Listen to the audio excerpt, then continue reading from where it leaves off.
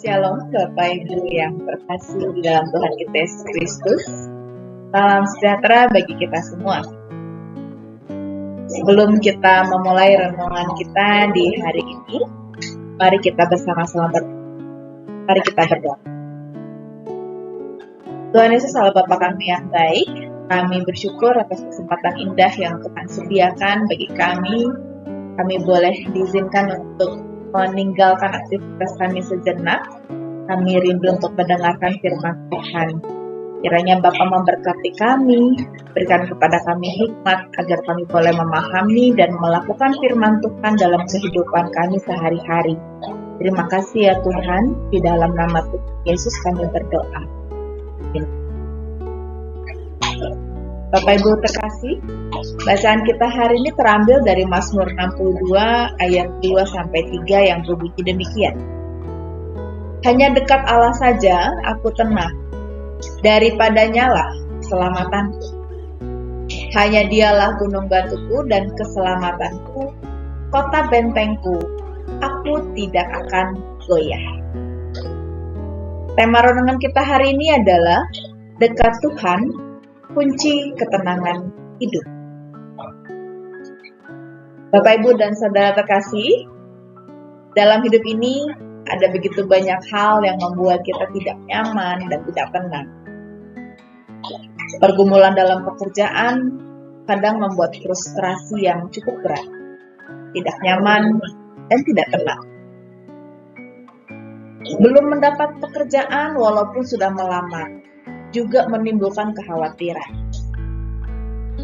Anak tidak mendapatkan nilai yang bagus atau tidak dapat mengikuti pelajaran dengan baik, kadang-kadang juga membuat hati orang tua menjadi gundah. Belum lagi ada berita-berita yang menghebohkan, baik lewat media televisi maupun media lainnya, yang seringkali membuat kita merasa cemas. Rasanya tidak tenang, rasanya galau, sehingga akan sangat mudah memasuki pikiran dan hati kita jika ada hal-hal yang terjadi tidak seturut dengan apa yang kita kehendaki, dan hal tersebut biasanya jadi merugikan atau membebani kita. Sebagai manusia, tidak dapat disangkal bahwa jika kita memiliki harta yang banyak, akan membawa kebahagiaan dan mendapatkan kemudahan dalam memberi segala kebutuhan. Memiliki harta duniawi juga akan membuat orang tidak perlu khawatir tentang masalah apa yang akan dimakan, apa yang akan diminum, ataupun yang dipakai. Namun uniknya, dalam bacaan kita hari ini, Daud justru tidak menyebutkan bahwa sumber ketenangan bagi Daud terletak pada apa yang dia miliki. Karena pada satu saat bisa habis atau lenyap. Pada bacaan kita hari ini, Daud bermazmur bahwa hanya dekat Allah saja aku tenang. Daripadanya lah keselamatan. Hanya dialah gunung batuku dan keselamatanku. Kota bentengku, aku tidak akan goyah. Daud menemukan sumber ketenangan sejati di dalam Allah. Daud tidak berkata bahwa aku bisa tenang kalau hartaku banyak. Daud juga tidak menyebut bahwa aku tenang karena aku adalah penguasa nomor 1 kerajaan Israel. Daud tampaknya benar-benar tahu bahwa ketika seseorang dekat dengan Allah, dia pasti akan mendapatkan ketenangan jiwa. Karena justru dia menemukan keselamatan di dalam Allah. Daud menaruh dirinya dan merasa tenang hanya ketika dia benar-benar dekat dan intim dengan Tuhan. Daud merasa bahwa jika dia jauh dari Tuhan, dia akan merasa tidak nyaman. Daud merasa jika jauh dari Allah adalah sesuatu hal yang bisa berdampak buruk dalam kehidupannya dan dapat membuat Daud kehilangan kedamaian yang membuat Daud benar-benar menemukan satu tempat yang indah.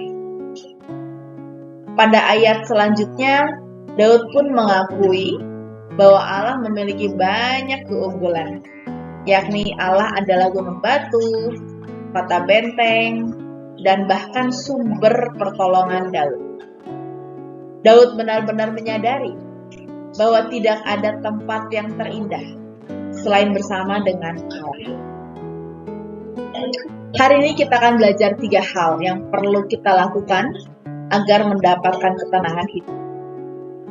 Yang pertama adalah datang kepada Yesus. Di dalam Matius 11 ayat 28 tertulis bahwa marilah kepadaku semua yang letih, lesu, dan berbeban berat. Aku akan memberi kelegaan kepadamu. Ini membuktikan bahwa Tuhan Yesus sendiri berfirman bahwa barang siapa datang kepada Yesus dan menyerahkan beban kita kepadanya, maka kita akan mendapatkan kelegaan. Firman Tuhan dalam Mazmur 62 ayat 2 juga menyatakan yang sama. Hanya dekat Allah saja aku tenang, daripadanya lah keselamatan. Pemazmur memahami benar bahwa Tuhan sajalah yang dapat memberikan ketenangan dan kelegaan. Hal yang kedua, pikulah kuk yang Tuhan pasang. Kuk adalah alat membajak yang biasa ditaruh di pundak lembu atau kerbau yang kemudian disambungkan dengan bajak. Pada zaman dulu, orang biasanya membajak dengan 2 lembu. Kuk menggambarkan ketaatan akan perintah Tuhan untuk melakukan pekerjaan Tuhan atau melayani. Dalam hal ini kita mesti ingat bahwa yang dipasang adalah kuk, bukan belenggu. Belenggu mengikat karena kesalahan. Tetapi kuk dipasang untuk kita semua agar kita bisa bekerja di ladang Tuhan.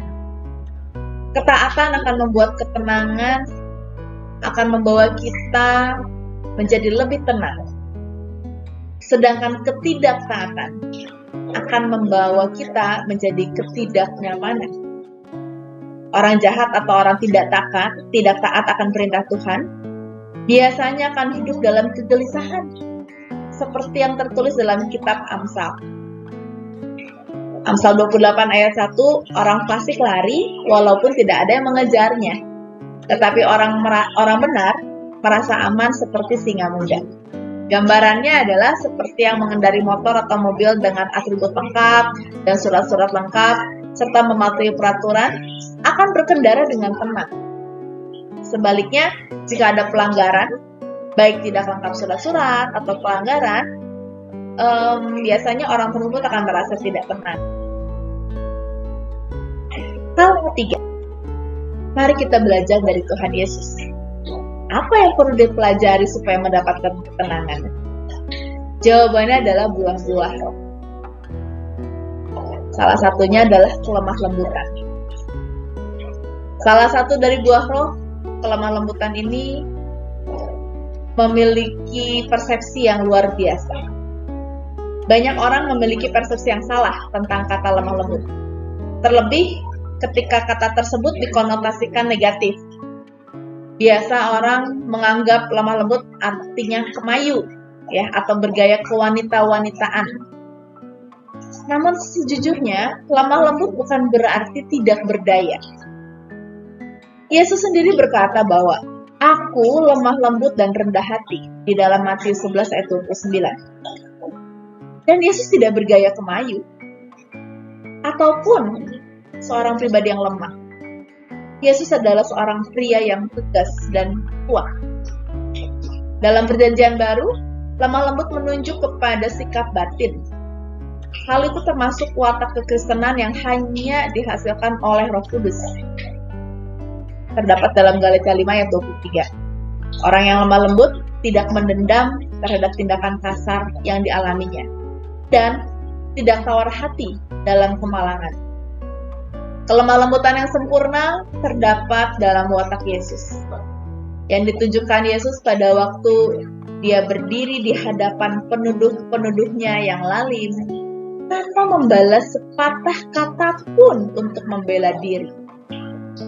Dengan belajar memiliki kelemah lembutan seperti Yesus, kita akan memiliki ketenangan. dalam menghadapi apapun.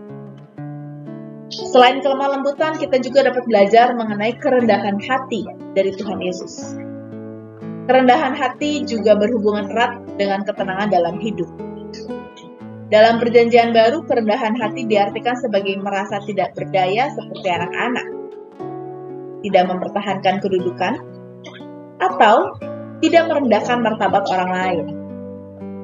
Kerendahan hati seperti ini yang berkenan pada Allah. Orang-orang yang bisa memiliki sifat lemah lembut dan rendah hati akan memiliki ketenangan dalam hidup. Sebab orang seperti ini akan sangat mudah mengucap syukur atas hal kecil yang diterimanya. Sebaliknya, dia akan mentoleransi segala keburukan yang dia terima dari orang lain. Apakah kita ingin memiliki ketenangan dalam hidup? Mari kita melakukan 3 hal tersebut, yaitu datang dan percaya kepada Tuhan Yesus, memikul kuk yang Tuhan berikan, serta belajar memiliki kelembutan dan kerendahan hati. Bersama-sama dengan Allah, kita akan menciptakan suasana tenang di dalam batin dan pikiran, bahkan dalam hati kita. Amin. Mari kita berdoa. Terima kasih ya Allah untuk firman Tuhan di siang hari ini. Kami diizinkan untuk belajar 3 hal, untuk kami boleh mendapatkan ketenangan dalam pikiran, hati, dalam keseharian kami. Kiranya Roh Kudus-Mu senantiasa boleh menuntut kami, untuk kami boleh terus-menerus melakukan firman Tuhan dalam kehidupan kami sehari-hari, dan semakin mendekatkan diri kami kepadamu saja ya Allah. Sesaat lagi kami akan melanjutkan aktivitas kami. Kiranya Bapa selalu berkenan mendorong kami, menopang kami, memimpin langkah kami, agar senantiasa berjalan bersama-sama dengan Engkau. Dan kiranya Tuhan Allah melindungi kami, menjauhkan kami dari segala hal yang jahat. Inilah doa kami ya Bapa, kami mau serahkan segalanya hanya ke dalam nama-Mu saja. Di dalam nama Tuhan Yesus Kristus kami berdoa. Amin. Selamat melanjutkan aktivitas, selamat bertumbuh sebagai orang-orang yang tenang, baik hati maupun jiwa dengan mendekatkan diri kepada Allah. Selamat siang, Tuhan Yesus memberkati.